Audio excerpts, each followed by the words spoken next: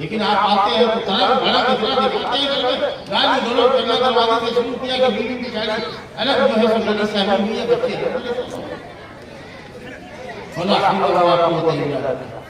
ये सब आदत पे छोड़िए। और एक बात और कह देते हैं, कुछ लोगों से बेअदबी होती है, दिन में हया शर्म नहीं है।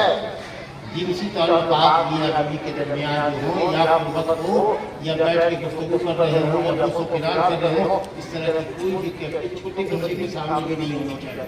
3 साल का बच्चा है देख रहा है बाप माँ की, चाहे वो किस तरह हो, मखसूस मुलाकात में हो या इस तरीके से आपस में एक दूसरे से चिपके हुए हो, वो बच्चा के दिमाग में वो बात बैठी हुई है और वो अपनी उम्र के बच्चे के साथ उस तरह का एक्सपेरिमेंट करता है। और मैं इसका चश्मदीद गवाह,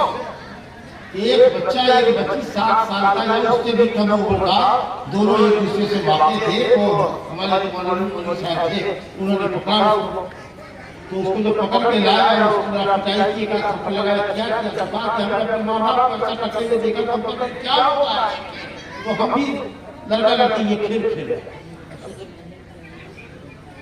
नबी करीम सल्लल्लाहु अलैहि वसल्लम के पास एक मर्तबा उनके बीवी के बहन बेटे हजरत अब्दुल्ला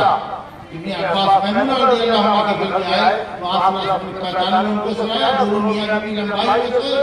उलमा कहते हैं कि दोनों मियां बीवी करीब नहीं हुए, बच्चा है और जब बच्चा तुम्हारा बालिग हो जाए तो मखसूस औकात है, उसको बगैर इजाजत के वो घर में नहीं जा सकता। जो आपकी खुलवत का वक्त है, जोहर के बाद कैलेंडर में आदमी होता है तो जोहर से लेकर असर तक अरबों के आकाश से लेकर सोने का वक्त, मुलाकात का वक्त होता है।